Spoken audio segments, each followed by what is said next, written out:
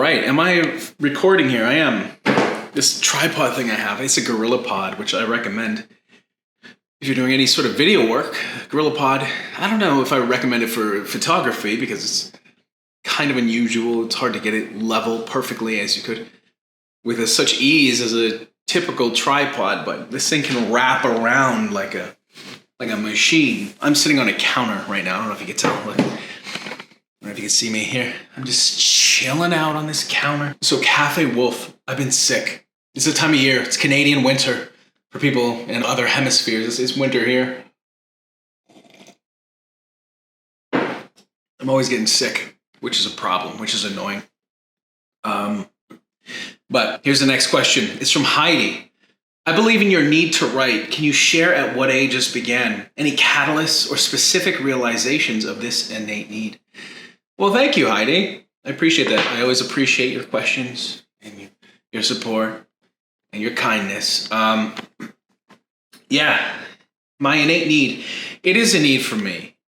I don't know at what age I started writing. I've always sort of created scenarios because I was an only child. My parents weren't really around.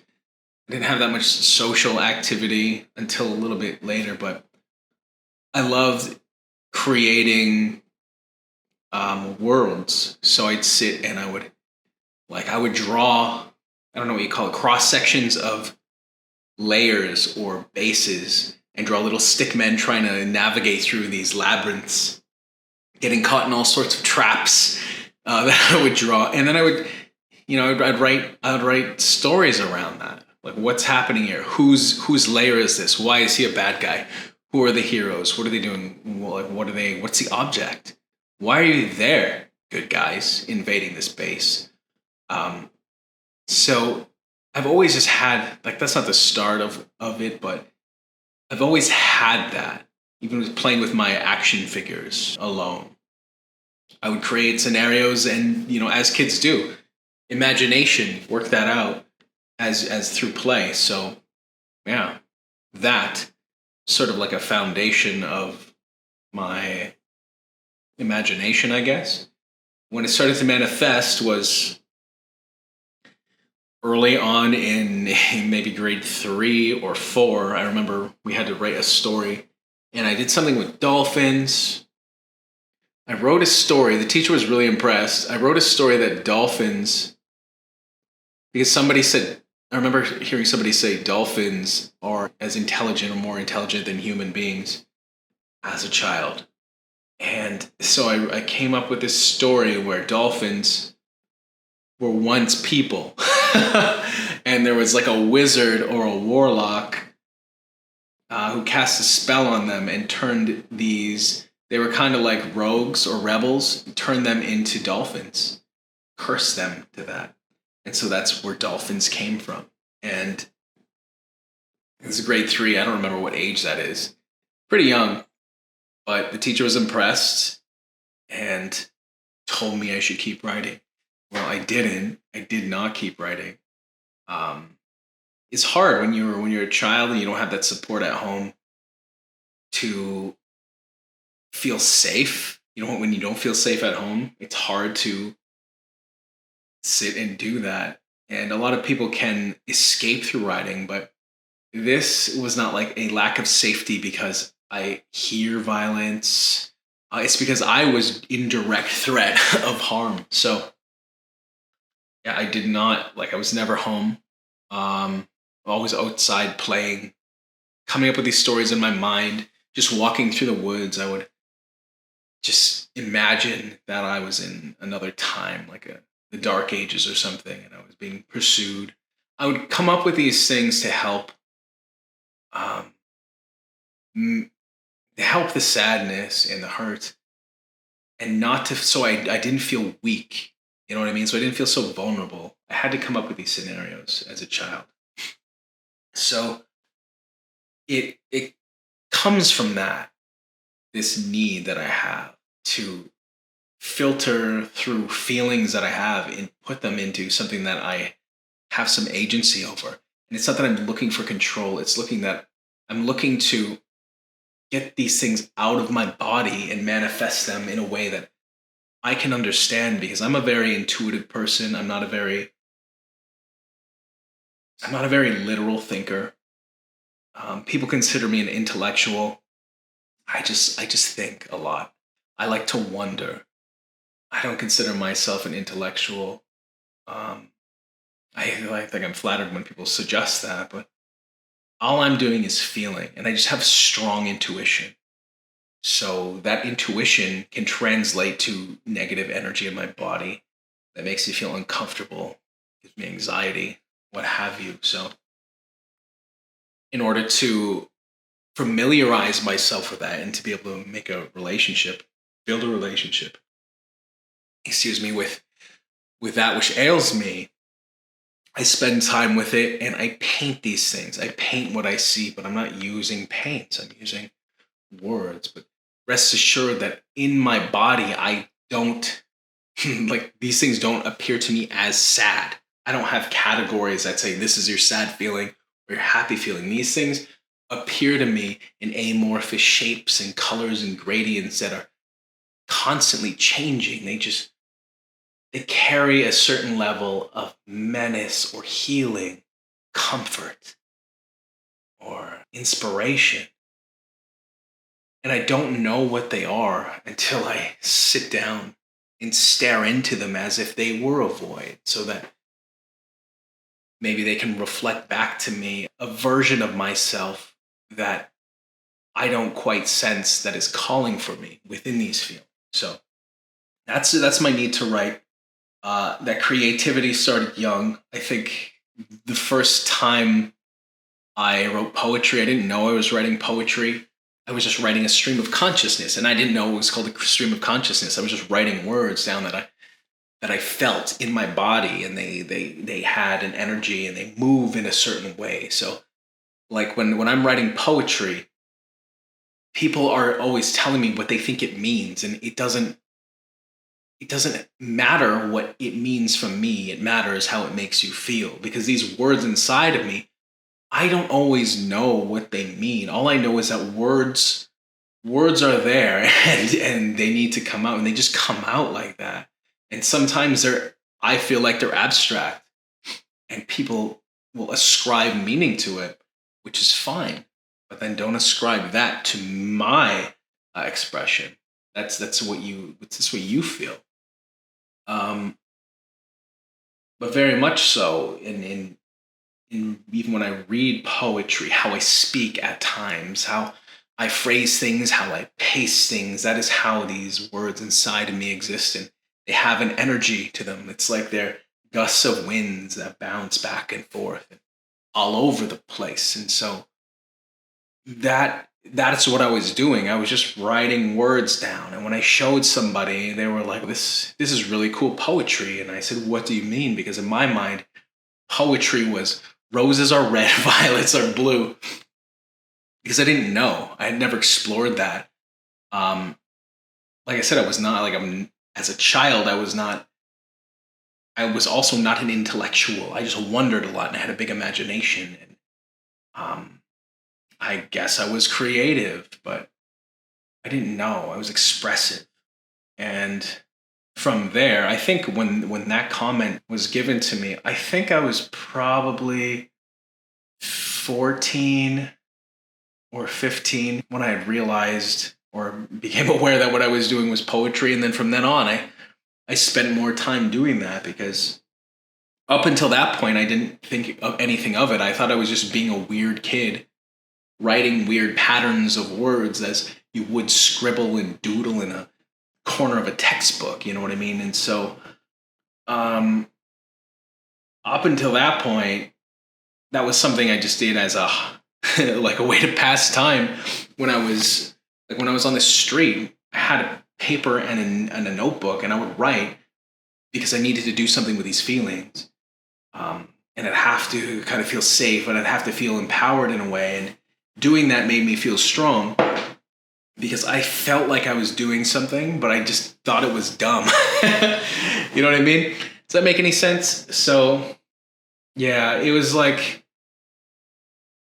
early on, I wrote a story that impressed somebody, and I was like under 10 years old, I think. Yeah, grade 3.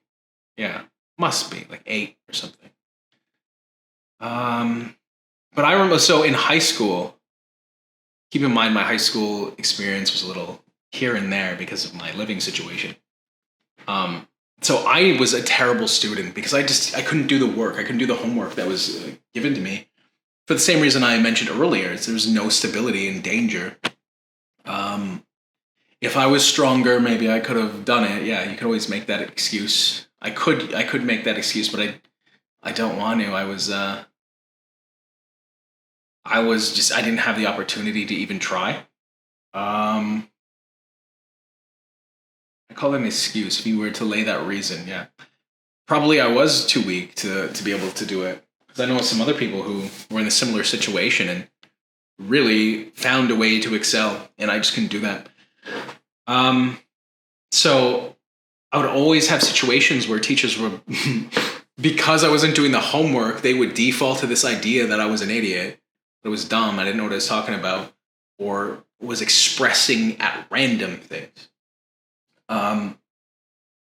So nobody would take me seriously. I couldn't get anybody's opinion on things because they would just write me off. And this was all classes, everywhere. There were a few teachers that recognized in me something and were really supportive. Those teachers made me have a great reverence for the humanity of teaching and the importance of that, because had I not had those like 2 or 3 adults, I didn't have, keep in mind, I didn't have any adults to have my back. My parents were not there.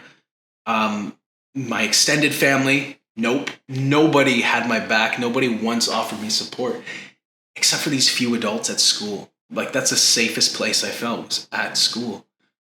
Had I not had them, I wouldn't have had any inclination that there was any hope for me to do anything. And I would have given up, to be honest with you.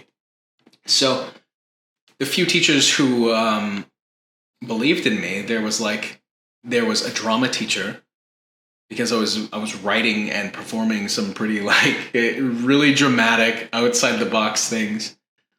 I do like these one-man plays that we would have to do, and those are fun. And there was a math/geography teacher who was the guy responsible for teaching the kids who, I guess, I got slotted into the kids with like difficulties learning. So I was in this class. It was basically the people who would be in detention with this class. So I got along with everybody because I'm like a chameleon in that sense. But they really did not know, like, they really did have difficulties learning and understanding the processes. But whenever it came to actually being in this class, I didn't have to pay attention. I would go up and just do the work in front of the class and explain the processes. So the teacher recognized in me that there was something. And that teacher was also the rugby coach. And they fucking lifted me off the ground one day when I skipped their class and held me up against a locker and said, "I will kill you if I find you skipping my class again." And it scared the crap out of me, right? But I needed that. I didn't have that in any male role model figure kind of thing. So that made me focus. That's what I needed, though. Somebody to shake me out of it, and somebody who basically told me to stop making excuses, just do it, and that's it. It turned out this guy had a black flag tattoo on his ankle. And before I knew what black flag was, but I remember him having that logo. And he kind of looked like Henry Rollins. He was a little bit big, heavier set, but he had the same haircut, like that military kind of crew cut. He was jacked. Yeah, and he was very intense. So thank you, Mr. Matthews, for that. Those guys would advocate for me. When I wanted to apply, I always wanted to go to Berkeley for rhetoric. Maybe I mentioned this in another video. I can't remember. I wanted to go for rhetoric. but there was a pathway you had to go through. You had to be able to go in these courses that were designed for university. Um, they would advocate for me so that I could get into these classes.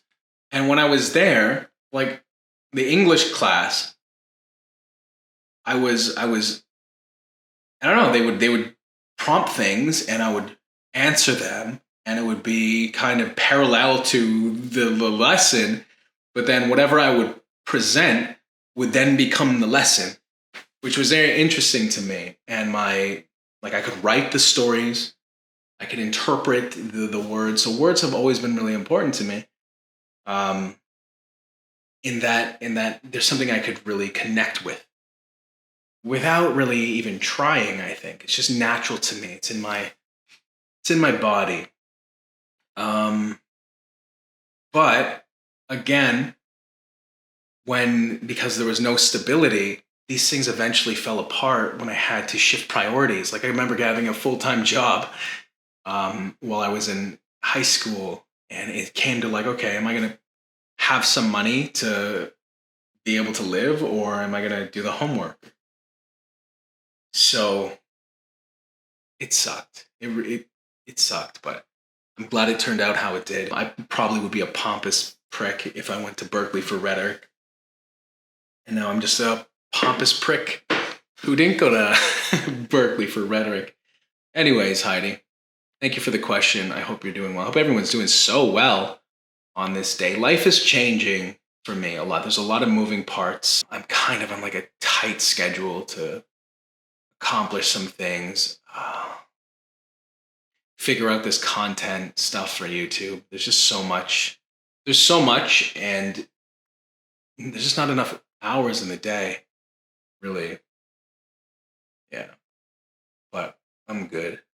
Everything is good, despite life's absolute mess that it is. I'm doing good. I'm happy. Okay. I hope you're doing happy too. Leave questions. I'll answer them. And yeah, okay. Cafe Wolf. Peace.